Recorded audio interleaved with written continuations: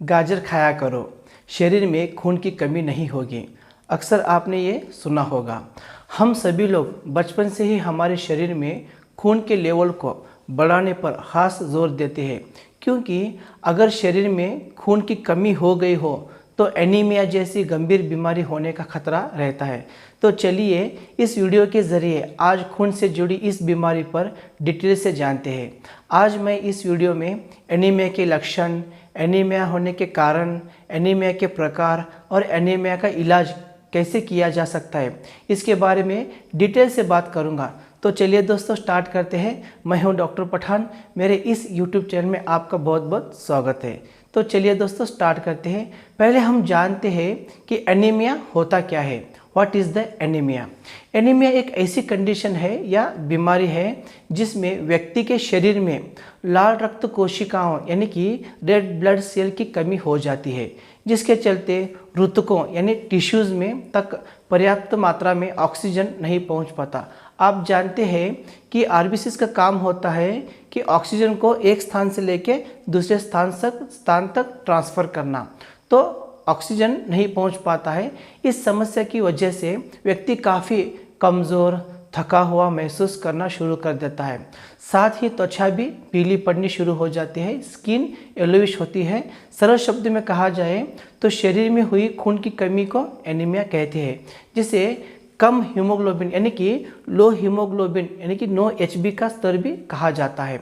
Anaemia एक ऐसी खून की बीमारी है जो कि सामान्य से लेकर काफ़ी गंभीर तक हो सकते हैं, क्योंकि यह कम समय से लेकर बहुत दिनों तक हो सकता है।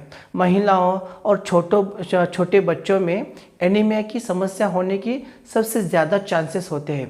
भारत में हर साल लाखों लोग एनीमिया का शिकार होते हैं, जिसमें छोटे बच्चे, महिलाओं की संख्या सबसे ज़्यादा होती है। अब बात करते हैं एनीमिया के कितने प्रकार होते हैं। How many types of anaemia are there? Anaemia के मुख्य रूप से 7 प्रकार होते हैं। पहला है आयरन की कमी से होने वाला एनीमिया यानी कि आयरन डिफिशियंसी एनीमिया। एनीमिया में सबसे कॉमन है आयरन की कमी से होने वाला एनीमिया, जो कि आमतौर पर महिलाओं को माहवारी के दौरान हुई रक्त हानि यानी कि ब्लीडिंग के कारण होता है। अगर शरीर में आयरन की मांग सामान्य से बढ़ जाए, मतलब सामान्य से लेकर बढ़ने लग जाए, तो भी एनीमिया का यह प्रकार हो सकता है।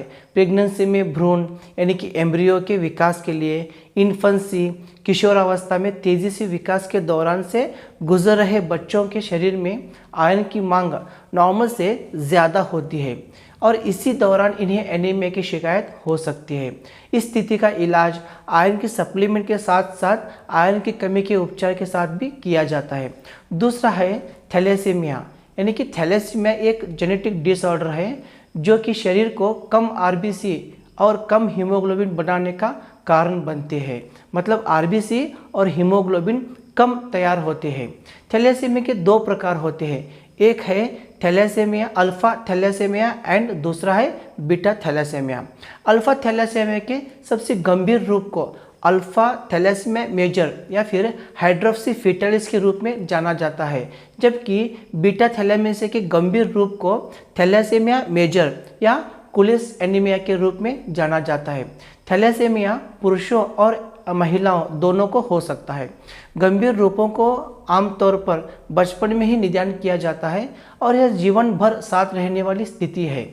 तीसरा है अप्लास्टिक एनीमिया यानी कि अप्लास्टिक एनीमिया एक ऐसा रक्त विकार है जिसमें शरीर में अस्थि मज्जा यानी कि बोन मैरो पर्याप्त नई रक्त कोशिकाओं का निर्माण नहीं करता है, यानी कि बोन मैरो नए आरबीसीज का निर्माण नहीं कर पाता है। इसके परिणाम स्वरूप एरिथमिया, एनलार्ज हार्ट, हृदय की गति बढ़ना, संक्रमण और रक्तस्राव यानी कि ब्लीडिंग सहित कई स्वास्थ्य समस्याएं हो सकती है। अप्लास्टिक एनीमिया एक दुर्लभ लेकिन गंभीर स्थिति है।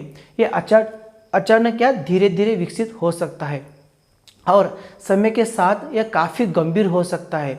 इस एनीमिया की सबसे गंभीर बात यह है कि जब तक इसके कारण का पता नहीं लगता तब तक इसका इलाज शुरू नहीं किया जा सकता और इसके कारण के बारे में जानकारी मिल पाना काफ़ी मुश्किल होती है।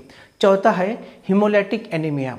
हीमोलाइटिक एनीमिया एक ऐसी स्थिति है जिसमें लाल रक्त कोशिकाओं यानी कि रेड ब्लड सेल को नष्ट कर दिया जाता है और उनके सामान्य जीवन काल से पहले ही रक्त प्रवाह से हटा दिया जाता है। कई बीमारियां जैसे और कई बीमारियां, स्थितियां और कारक है जो कारण है शरीर को अपनी लाल रक्त कोशिकाओं को नष्ट करने का कारण बन सकते हैं, यानी कि आरबीसीज को नष्ट करने का कारण बन सकते हैं।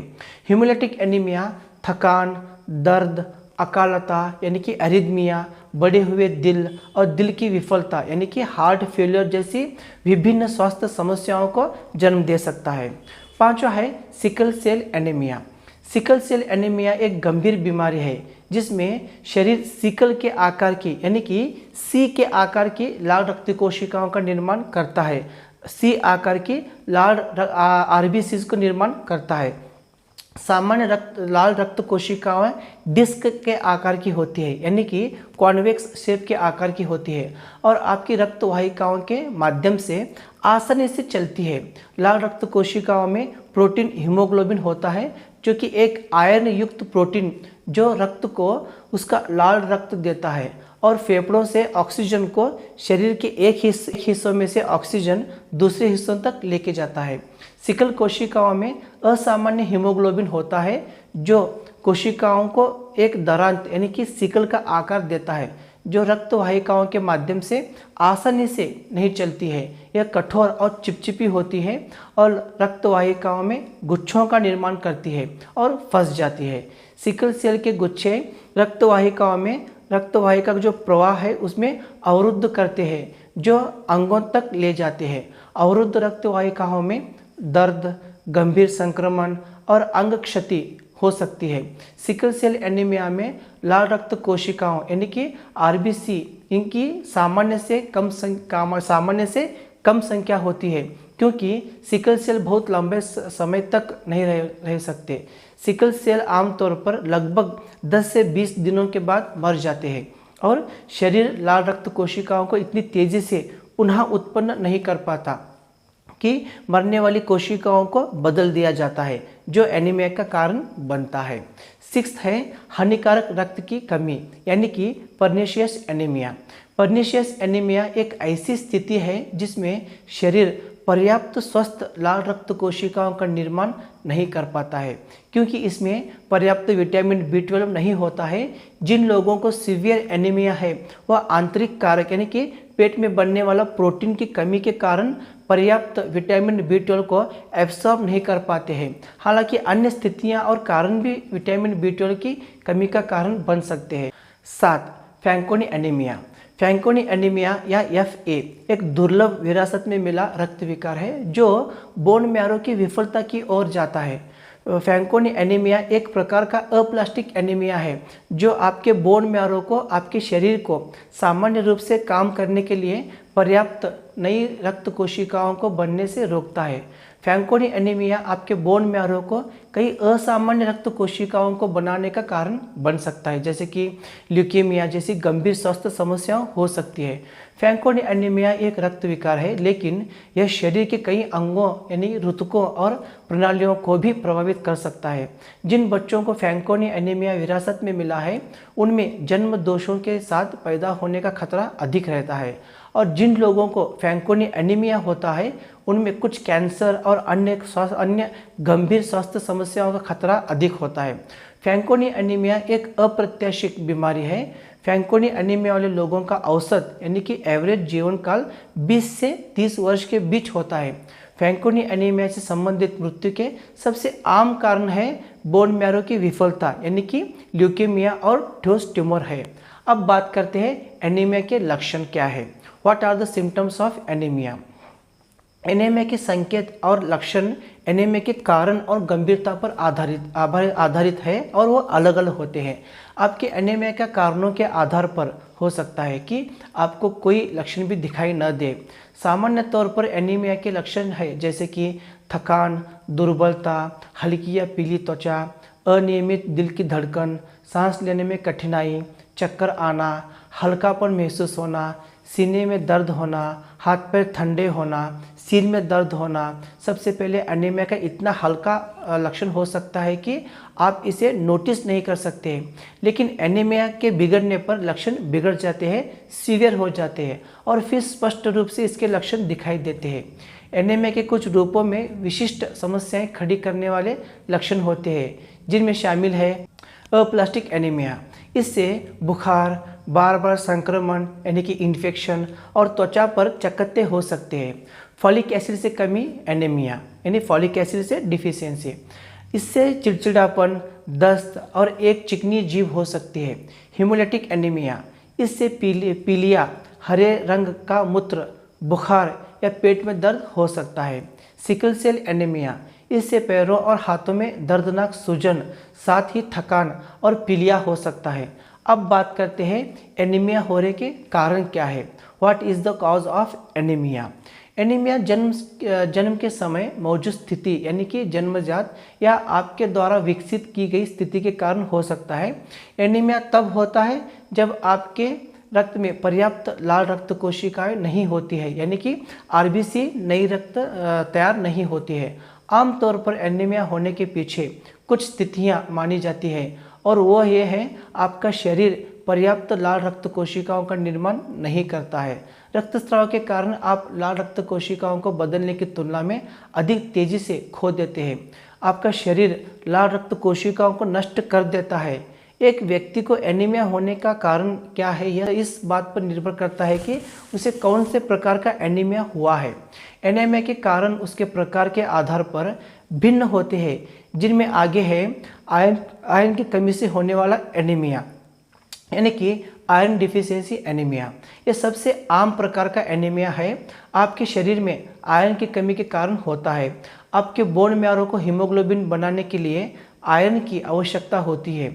पर्याप्त आयरन के बिना आपका शरीर लाल रक्त कोशिकाओं के लिए पर्याप्त हीमोग्लोबिन का उत्पादन नहीं कर सकता है। एक है आयरन सप्लीमेंट के बिना इस प्रकार का एनीमिया कई गंभीर महिलाओं में होता है। यह खून की कमी के कारण भी हो सकता है, जैसे कि मासिक धर्म से रक्तस्राव होना, पेट या छोटी आंत में अल्सर होना, बड़ी आंत में कैंसर होना और कुछ दर्द निवारक दवाओं का नियमित उपयोग जो बिना प्रिस्क्रिप्शन से इस्तेमाल की गई है, विशेष रूप से एस्पिरिन, जो पेट की परत में सूज पैदा कर सकता है, जिसके परिणाम स्वरूप रक्त की हानि हो सकती है। एनीमिया की पुनरावृत्ति को रोकने के लिए आयरन की कमी के स्रोत को निर्धारित करना महत्वपूर्ण होता है। दूसरा है विटामिन की कमी से anaemia, vitamin deficiency anaemia. Iron के अलावा आपके शरीर को पर्याप्त स्वस्थ लाल रक्त कोशिकाओं के उत्पादन के लिए फोलेट और विटामिन B12 की आवश्यकता होती है और इन और अन्य प्रमुख पोषक तत्वों की कमी वाले आहार से लाल रक्त कोशिकाओं का उत्पादन कम हो सकता है। कुछ लोग जो पर्याप्त विटामिन B12 का सेवन करते हैं वे विटामिन को अवशोषित करने में सक्षम नहीं होते हैं। इससे विटामिन की कमी से एनीमिया हो सकता है, जिसे पर्नीशियस एनीमिया भी कहा जाता है। तीसरा है सूजन का एनीमिया यानी कि एनीमिया ऑफ इन्फ्लेमेशन। कुछ रोग जिनमें सूजन आती है, जैसे कि कैंसर, HIV, संधि शोथ यानी कि रूमेटॉइड आर्थराइटिस, किडनी की बीमारी, क्रॉन्स डिसीज और अन्य एक्यूट या क्रोनिक सूजन संबंधी बीमारियां लाल रक्त कोशिकाओं के उत्पादन में हस्तक्षेप कर सकती है, जिसकी वजह से एनीमिया की समस्या हो सकती है। चौथा है अप्लास्टिक एनीमिया। अप्लास्टिक एनीमिया एक दुर्लभ जानलेवा एनीमिया तब होता है जब आपका शरीर पर्याप्त लाल रक्त कोशिकाओं का उत्पादन नहीं करता है। अप्लास्टिक एनीमिया के कारणों में संक्रमण, कुछ दवाएं, ऑटोइम्यून रोग और जहरीले रसायनों का संपर्क में शामिल है। पांचवा है बोन मैरो रोग से जुड़े anaemia, anaemias associated with bone marrow disease. Leukaemia और मायोफाइब्रोसिस जैसी कई तरह की बीमारियां आपके बोन मैरो में रक्त उत्पादन को प्रभावित करके एनीमिया का कारण बन सकती है। यही वो वजह है जो एनीमिया बनता है। इस प्रकार के कैंसर और कैंसर जैसे विकारों के प्रभाव हल्के से लेकर जानलेवा तक हो सकता है। सिक्स्थ है हीमोलाइटिक एनीमियाज। हीमोलाइटिक एनीमिया का यह समूह तब विकसित होता है जब लाल रक्त कोशिकाओं को बोन मैरो की तुलना में तेजी से नष्ट किया जा सकता है। कुछ रक्त रोग लाल रक्त कोशिका के विनाश को बढ़ाते हैं।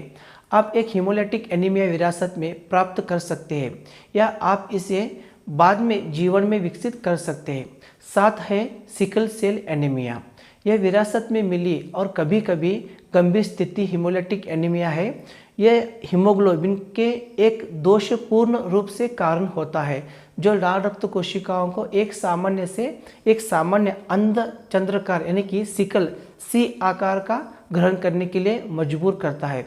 ये अनियमित रक्त कोशिकाएं समय से पहले मर जाती है, यानी जो टाइमिंग रहता है उससे पहले मर जाते हैं, जिसके परिणाम स्वरूप लाल रक्त कोशिकाओं की पुरानी कमी हो जाती है। अब बात करते हैं एनीमिया के जोखिम कारण क्या है, यानी कि what are the risk factors of anaemia. एक है कुछ विटामिन और खनिजों की कमी वाला आहार, यानी कि आयरन, विटामिन B12, फॉलेट और कॉपर में लगातार कम आहार से आपके एनीमिया के खतरे को बढ़ा सकता है। दूसरा है एज फैक्टर, यानी कि उम्र। 65 यानी 65 वर्ष से अधिक उम्र के लोगों में एनीमिया का खतरा बढ़ जाता है। तीसरा है आंतों के विकार, यानी कि इंटेस्टाइनल डिसऑर्डर्स। आंतों का विकार होना जो आपकी छोटी आंत में पोषक तत्वों के अवशोषण को प्रभावित करता है, जैसे कि क्रोन्स रोग, क्रोन्स डिसीज और सीलिएक रोग आपको एनीमिया के खतरे में डालता है। चौथा है मासिक धर्म, यानी कि मेंस्ट्रुएशन। सामान्य तौर पर जिन महिलाओं को रजोनिवृत्ति नहीं हुई है उनमें पुरुषों और पोस्ट मेनोपॉजल महिलाओं की तुलना में आयरन की कमी से होने वाले एनीमिया का अधिक खतरा रहता है। मासिक धर्म लाल रक्त कोशिकाओं के नुकसान का कारण बनता है। 5 है गर्भावस्था, यानी कि प्रेगनेंसी।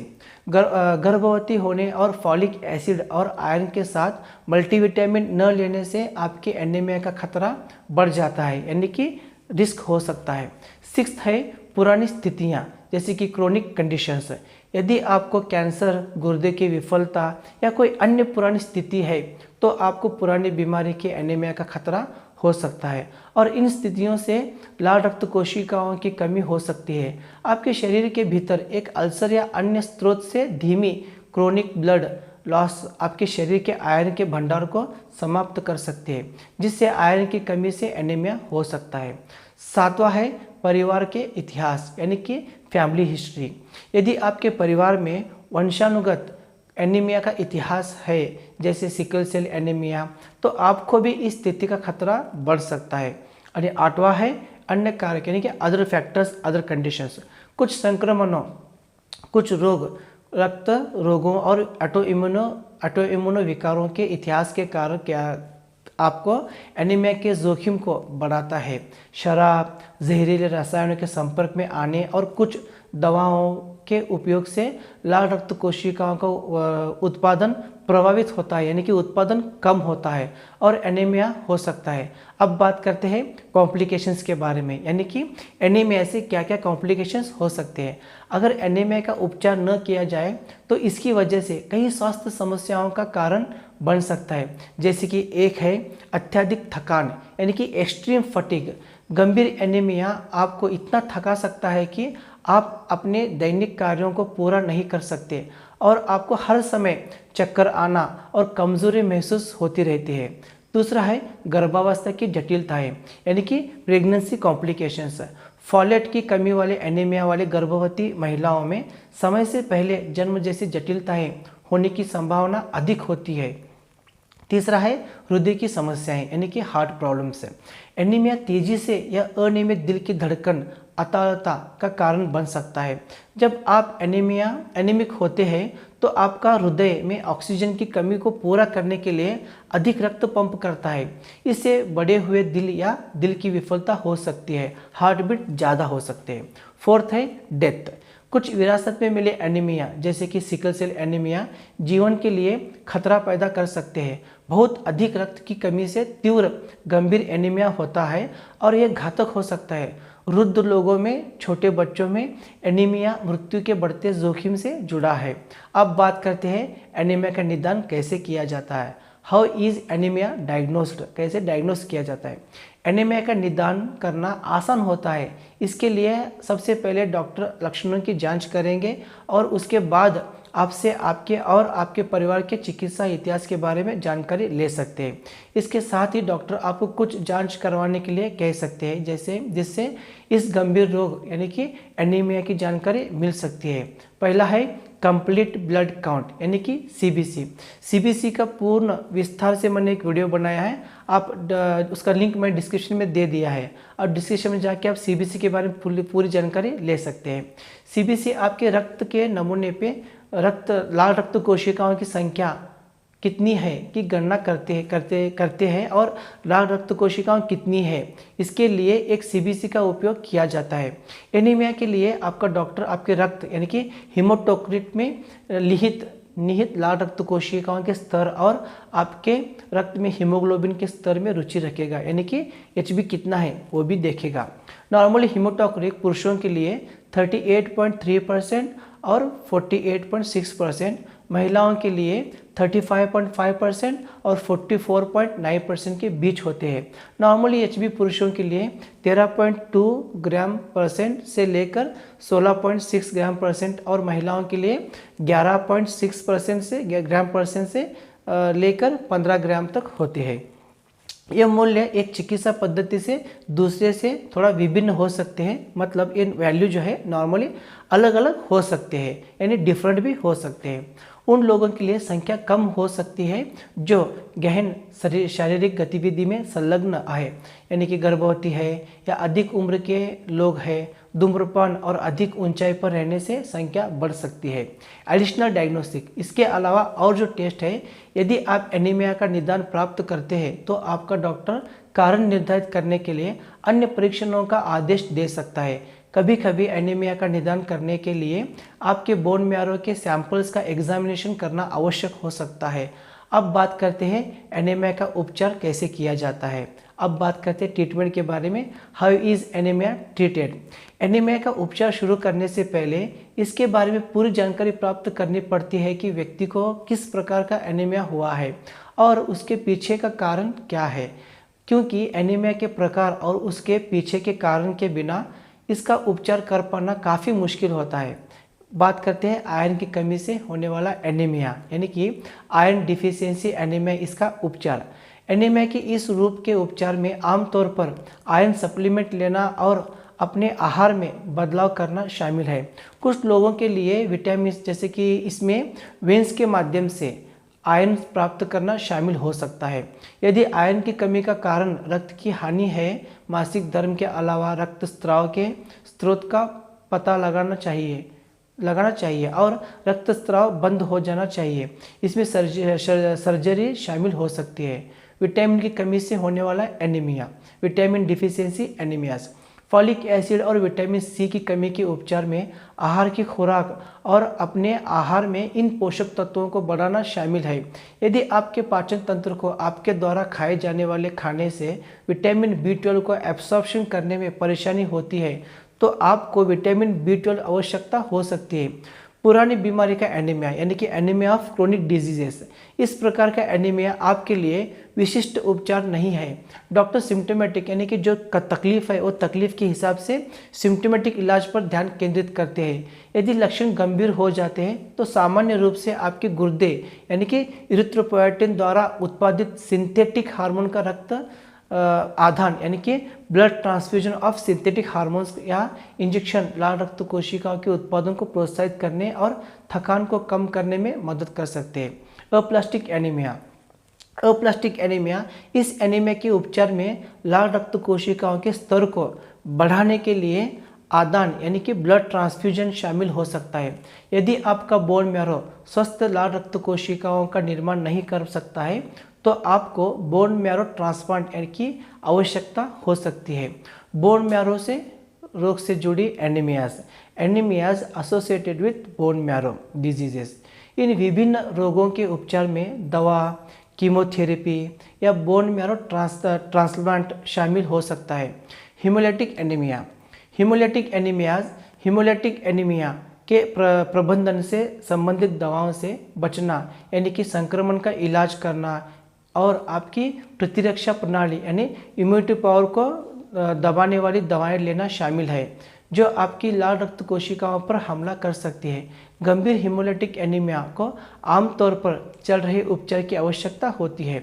सिकल सेल एनीमिया उपचार में दर्द को कम करने और जटिलताओं को रोकने के लिए ऑक्सीजन पेन किलर्स शामिल है। डॉक्टर रक्त आदान, फॉलिक एसिड की खुराक और एंटीबायोटिक दवाओं की भी सिफारिश कर सकते हैं।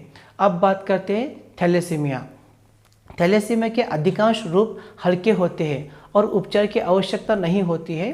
थैलेसीमिया के अधिक गंभीर रूपों में आमतौर पर ब्लड ट्रांसफ्यूजन, फॉलिक एसिड की खुराक, दवा, प्लीहा को हटाने या रक्त और बोन मैरो ट्रांसप्लांटेशन की आवश्यकता होती है। अब बात करते हैं एनीमिया से बचाव कैसे किया जा सकता है। How can anaemia be prevented, कैसे रोका जा सकता है। कई प्रकार के एनीमिया को रोका नहीं जा सकता है, लेकिन आप आयरन की कमी से होने वाले एनीमिया और विटामिन की कमी से होने वाले एनीमिया से बचने के लिए ऐसा आहार का सेवन कर सकते हैं जिसमें अलग अलग प्रकार के विटामिन और खनिज शामिल हो सकते हैं। पहला है आयरन। आयरन से भरपूर खाद्य पदार्थों में लाल मांस, समुद्री मांस और अन्य मीट, बीन्स, दाल, आयरन से भरपूर खनिज, अनाज, हरे हरे पत्तेदार सब्जियां और सूखे मेवे शामिल कर सकते हैं। सर्दियों के मौसम में आप चुकंदर और गाजर को विशेष रूप से शामिल कर सकते हैं। दूसरा है फोलेट। यह पोषक तत्व और इसका सिंथेटिक रूप फॉलिक एसिड फलों और फलों के रस, गहरे हरे पत्तेदार सब्जियां, हरी मटर, राजमा, मूंगफली और समुद्र अनाज उत्पादों जैसे कि रोटी, अनाज, पास्ता और चावल में पाया जा सकता है। आप अपने डॉक्टर की सलाह से इसकी गोलियां भी ले सकते हैं। गोलियां अवेलेबल है। Vitamin B12। विटामिन B12 से भरपूर खाद्य पदार्थों में मांस, डेयरी उत्पाद और गाढ़ वाले अनाज और सोया उत्पादन शामिल है। विटामिन सी से भरपूर खाद्य पदार्थों में खट्टे फल और जूस, मिर्च, ब्रोकोली, टमाटर, खरबूजे और स्ट्रॉबेरी शामिल है।